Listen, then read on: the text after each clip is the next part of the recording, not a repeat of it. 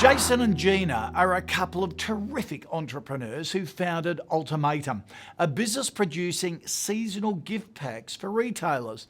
But they needed some advice on cracking into the big retailers. Donna Player, General Manager of Merchandising for Big W, had some insights into the retailers' requirements for new products. Really, if we're interested in the product and we think it has a home in our range, the negotiation would take place and we'd look for an everyday low cost on it. So I'm not so sure what the recommended retail is. It's $2.99. $2.99, okay. So we'd be looking for you to offer us a cost that would probably enable us to retail it for around that. We wouldn't be looking for massive rebates, volume rebates. We'd be looking for the very best cost. That's important. Way before we even got there, I guess, we'd have to undertake some quality assurance checking on it. It's a health and beauty product. And because it's produced out of China, we'd also ask you to undergo a factory audit, which would just be all around social compliance, ethical sourcing, make sure that there's that the working conditions in that factory are up to our standards. Absolutely. Yeah.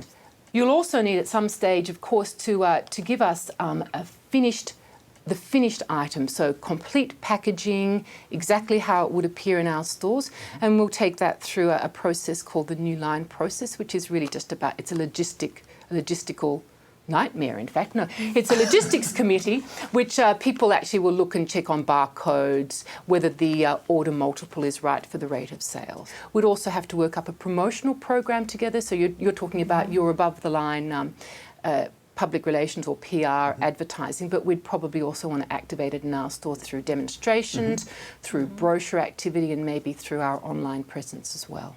To work out what price we need to offer it to Big W for, what margin do Big W work on?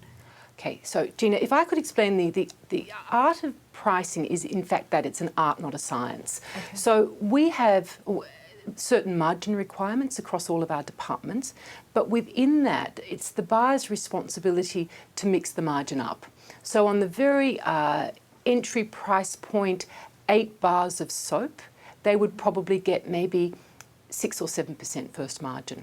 Right. On an item like this, which is new to the market, it's faddish, people are going to pay over the odds for it in terms of its value, we might be looking at perhaps a 30% margin.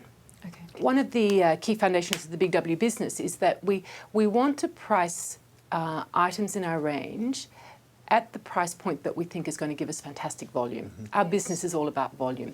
So if it was sub $2, would that then encourage people to use it more often and therefore create volume for both of us? Because in the end, the margin is going to be pretty good on this, 30 sheets in a little plastic container from China. But if it was sub $2 as a real go price, so I don't even have to think about it, it's like a little coin, not two coins. And therefore that could create volume between us, which would then generate more gross profit dollars for both of us. So maybe you should think about what is the really true sort of the sweet spot, the magic go price for an item.